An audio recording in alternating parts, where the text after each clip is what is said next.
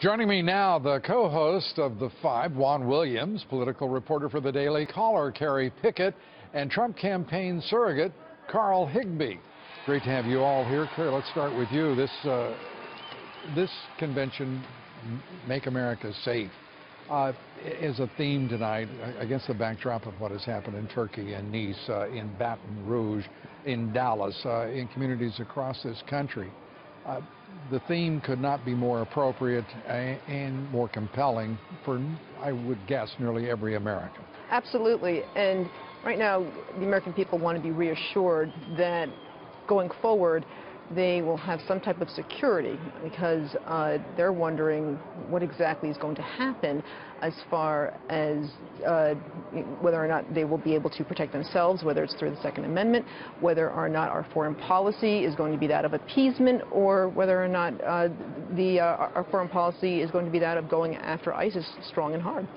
And Juan, obviously, the Republican convention is going to make it clear in their judgment that this president is a failed president, his foreign policy a disaster, without even one success to highlight in his so-called legacy. Your thoughts as you're watching what is proceeding here? Well, I think that what you have to understand is how Donald Trump offers an alternative. What is the alternative to the policy being executed right now? I'm looking forward to that. What we're seeing, though, today is the condemnation of Barack Obama's foreign policy, just as you described it, Lou. And I think before this convention, I don't think there's any argument that one of the things that unifies the Republican Party is condemnation of Barack Obama, and in specific, just as we heard a few moments ago, the kind of powerful condemnation of what happened in Benghazi. So that really carries a message. It's symbolic. I know we can have arguments about it, you and I, but it's much larger and works for this audience at this Republican convention. And against the backdrop of all of these recent events, Carl, I can't imagine it not being compelling, as I said, for nearly every American, whether in Cleveland, Ohio, or any other community in this country, as we watch failure after failure and rising danger from nearly every quarter, and threats and challenges, whether it be China, whether it be Russia, whether it be Iran, or now Turkey. Right, and I think Juan hit it right on the head, Lou, when he said that the Benghazi energy is here. I mean, when they were up there giving the speech on Benghazi, the energy in the room, people were standing and cheering and screaming at different times. I mean, that is not a dead issue. And what is going on nationally and globally is just a further personification of Hillary's policies here. I mean, look, Benghazi was just the tip of the iceberg. ISIS sprung up because of her reign.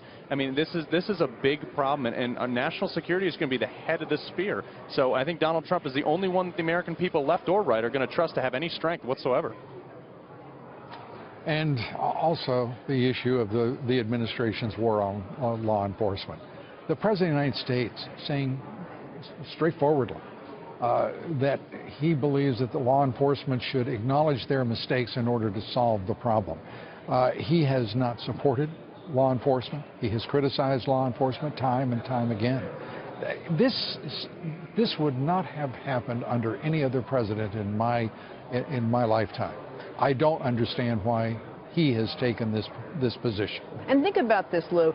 You have how many consent decrees have been forced upon all of these police precincts all over the United States who have essentially agreed to the Justice Department consent decrees with these local monitors. Right. And on top of that, all these local police precincts have also lost a lot of their vehicles that they've gotten through the Justice Department, or actually the Pentagon. Many even as the threat is rising. Yeah, and they said, well, you can't use this vehicle because it looks too military. And these guys are saying, wait, we need this vehicle for search and rescue. And it's a punishment for Baltimore and Ferguson. The Ferguson and cops are afraid to do their job. Yeah. The Ferguson effect, cops are afraid to do their jobs. Yeah. Juan, your thoughts? Well, see, I just take for a different point of view. I think one of the reasons that you've not heard this from any other president in your lifetime, Lou, is you've never had a black president. And this black president, I think, is giving voice to tremendous frustration in the black community over this issue. The question, and I hear this question and I take it to heart, which is it fueling the kinds of attacks, the violence that comes from people who are protesting and have, in my mind, a legitimate grievance, but who are you talking about Black Lives Matter? Because yes. So you support them? I don't support that. A lot of, in fact, well, let's be very candid. You know, they've contributed nothing to a dialogue in this. In point of fact, they are filled with hate. It is a hate group, as far as I'm concerned. But no, see, I differ. I don't. Well, that's why I'm raising. I don't think that they're a hate group. I think that they are, for many Americans, raising an issue that has been, you know, it's been very real. But now you have these videos showing how things happen, and people get upset. But the criticism I've had of Black Lives Matter is that they don't have an agenda. They often lash out. Even President Obama has said you have to have some constructive way to solve a problem. You can't just badmouth people. But you know what, Juan, a big problem, though, with the Black Lives Matter is, even though one can say, well, they're not the ones necessarily who are causing all the destruction, right. Very often, I mean, look, I was on the ground during both riots for Ferguson. I was even detained in Ferguson, even being arrested for that matter. Right. And the thing here is that they will turn the other way. Who's they?